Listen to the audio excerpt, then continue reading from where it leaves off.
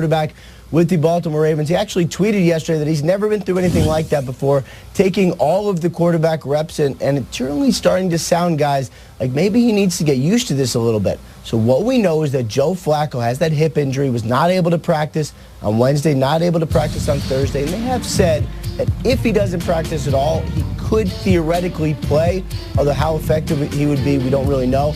And so, of course, you say, well, that's going to be more snaps for Lamar Jackson. But he didn't practice yesterday with an illness. My understanding is it's not major, but if this is a guy who's going to go in and start, then obviously missing Thursday practice is very bad.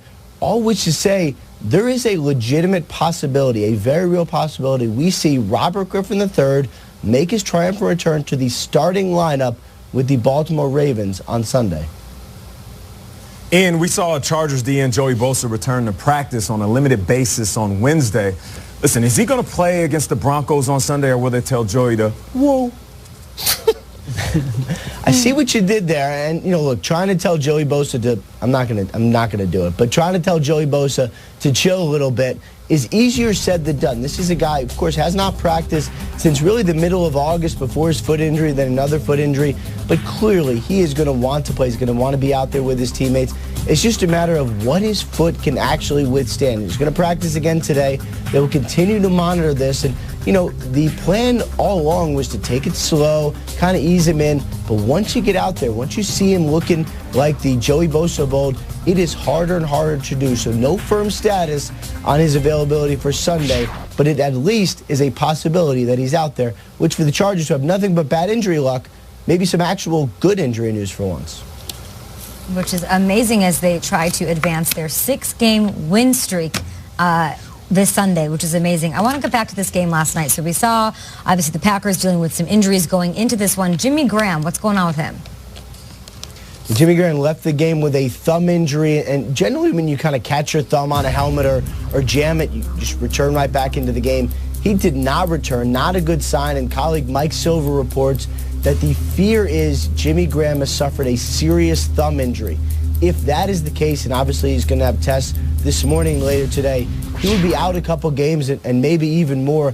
They face the prospect of having their very slim playoff hopes on life support and not have one of their star playmakers out on the field. Nothing good here for the Green Bay Packers. Great stuff from Ian Rappaport. Appreciate you. We'll talk to you throughout the show, throughout the morning, and all weekend long on NFL Network back here in New York, on the East Coast, in the snow. Let's turn our attention to America's team, the Cowboys. They went from implosion to being a team that's in the hunt to take the division. Dallas heading to Atlanta to face the Falcons on Sunday. Our girl Jane Slater has you covered. Jane, take it away.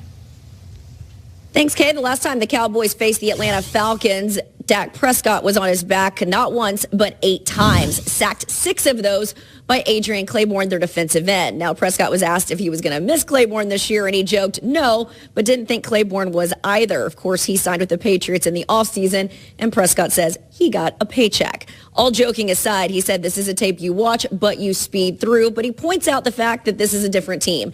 Last year, they didn't have their starting left tackle, Tyron Smith. They didn't have their starting running back, Ezekiel Elliott. They will have both in this one, and they're also coming off their first road win of the season, that big one against Philadelphia, to really help this team get their confidence back. Amazing stuff from Jane, as always, back here at the breakfast table. Hey, Nate, I feel like this is going to be one of the better games of the week, and there's a lot of good ones. What are you looking for? So true. And play to play, we dissect Jason Garrett and Scott Linehan. I mean, literally, national audience. You're right. They did this on 3rd and 3. They should have done that. That's right. That team is so under the microscope. But I'm looking at the Atlanta Falcons. You could argue, with the exception of the Vikings losing to the Bills earlier this season in Minnesota, the Falcons laying that egg against the Cleveland Browns last week in Cleveland was the worst loss any team has suffered all season long. They had won 3 out of 4 games. They were surging. They go into Cleveland, and a rookie quarterback and a bunch of unknown offensive skill players, Rashard Higgins and Hilliard. And new head coach. Right. New running back, too. And new running back. And then offensive coordinator Freddie Kitchens is an old running backs coach who was playing like he was Paul Johnson from Georgia Tech, running triple option. And it was a garbage performance from the Falcons. Garbage. That is as bad a loss as I've seen outside of that Vikings one. And it might be worse because this team needed it more this stage of the season. So if I'm a Falcons fan or if I'm a Falcons observer, What do you got? That is as bad as it gets to have Greg Williams pumping his fist in your face. You're Dan Quinn. Yeah. And you've coached in Super Bowls, and you've come back from 28-3 to take your team to a playoff. This is where we need Dan Quinn. This is where the Falcons need to rise up. This is where the brotherhood, like all that Set stuff, it off. All that stuff is garbage when you lose to the Cleveland Browns and Baker Mayfield and a bunch of no-names. So if I'm a Falcons fan, this is the game. And if I'm an observer of the NFL, Jason Garrett can be dissected all he wants. The Falcons need to show up. And the coaching staff of the Falcons need to rise up. This is a game to win at home against Dallas. Everyone watching. If Dak wakes up feeling pretty dangerous, they're going to be in trouble. You're right. They'll be out for blood for sure. And the guy that can lead them to a win and to the playoffs is Matt Ryan. And I feel like, granted, a loss to the Browns does not help his case for how well he's playing, but the numbers do bear out. We all know he had a brilliant MVP season back in 2016. Let's stack his numbers this year through 10 weeks against what he's doing. I mean, he's playing at an MVP level yet again this year. In addition to those numbers, he has 13 touchdowns to 1 interception in the red zone. He's put an end to that whole, I'm allergic to the red zone, I need red zone drill, I'm not hitting Julio Jones for touchdowns. He's improving week to week. The defense is ranked 30th. The defense obviously needs to step up a little bit and help him out. They're giving up about 30 points a game, and that's going to be an issue. But back to Matt Ryan, like, there's something about him an element to him I haven't seen before, and you guys pointed it out to me. Let's take a look at him on the sidelines and just his extracurriculars, his body language. I've never seen this man. Who is this guy, guys? Give me that. Who is this guy? I don't know. It's like Matty Rage. I've not really seen it either, but it was appropriate. I want to see that from him. Fired up. I love it. A win over the Cowboys and their number 3 defense, by the way, a huge challenge for Matt Ryan this week, puts them within 1 game of a playoff spot. Hopefully they can rebound because we've seen it before. Yeah, and that was Matty Fire. We haven't seen him before. Okay, you said 30th ranked defense, so I look at the Cowboys offense. Let's go. You know, in parenting, there's a stage of regressions where you think you potty train the kid. Next thing you know, you're pulled over on the turnpike with an accident. It gets you like that. I don't want to see the Cowboys have a regression. Went to Philly, you put up 27. It looked good offensively.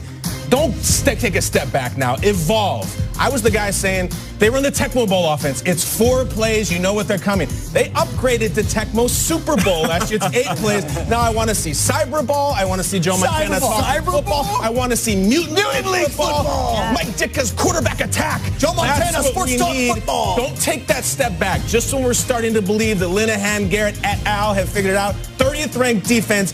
Give me at least Genesis, maybe Neo Geo. Do not regret to 8 bits or you'll score 8 points.